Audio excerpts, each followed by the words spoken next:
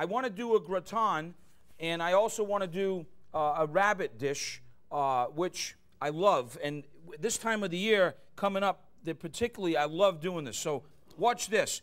You can get rabbit at the stores from your butcher, like our good friend over here, and very popular, coming back. And basically what you want to do is you want to season the rabbit. I'm using a little bit of my all-purpose seasoning, my Creole seasoning. And I want to season the flour that I'm going to use because I'm going to dredge this in the flour. I told you before, I don't know where you get your flour. Where I get mine, it don't come seasoned. And then what I got here is I got a little bit of vegetable oil that I'm going to put inside of this pot, enough on the bottom. And then what I'm going to do is I'm going to take the pieces of rabbit, dredged in the flour, shake off the excess, and we're going to start browning these pieces of rabbit here like this. Shake off the flour, and we're going to start browning this. I've got some of the breast, some of the leg, some of the back. Does it taste like chicken? That's what I heard up there in the 8th row up there. No, it doesn't. It tastes like rabbit. So we're going to start browning our rabbit off here. And then what I'm going to do is I'm going to show you the beginning of this very simple potato gratin that you could use for anything.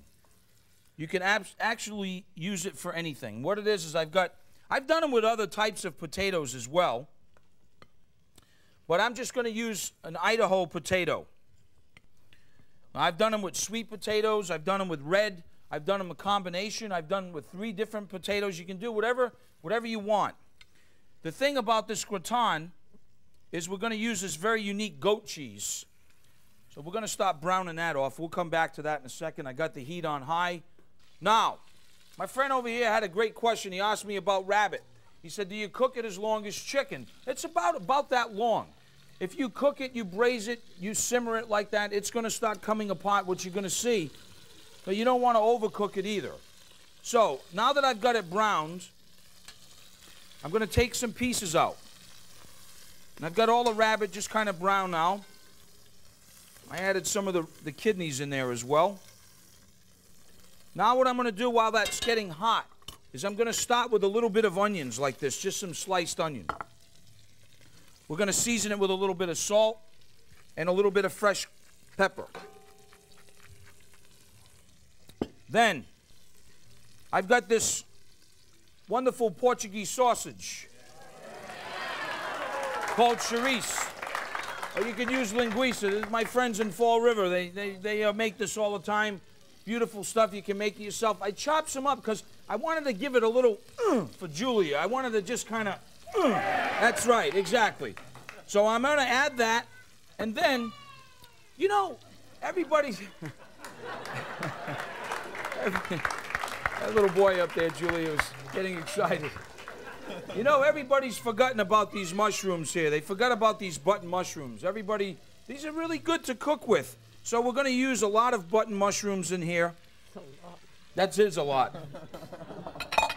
About 42 cloves of garlic, if that's all right with you guys.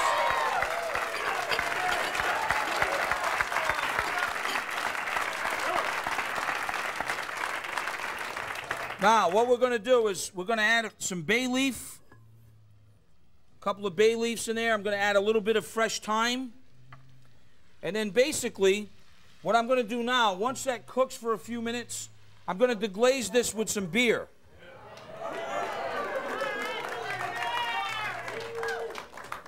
Now, classically we'd use red wine, white wine if you want to, but I find that the beer with this combination and a little bit with the sausage gives it a wonderful flavor.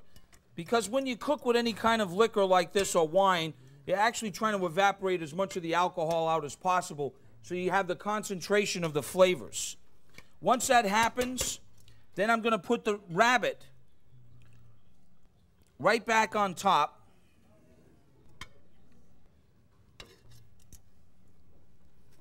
And then I'm going to add some stock to it as well. So you add the rabbit on top. Can't forget those guys. Then, this is just a little bit of, you could use, if you don't have, if you got beef stock, veal stock, you could use basic chicken stock will work great. You want to just add a little bit of stock like that, just to sort of cover this, okay? And that's exactly what you want to do. You want to bring it up to a boil. Then we're going to actually cover this.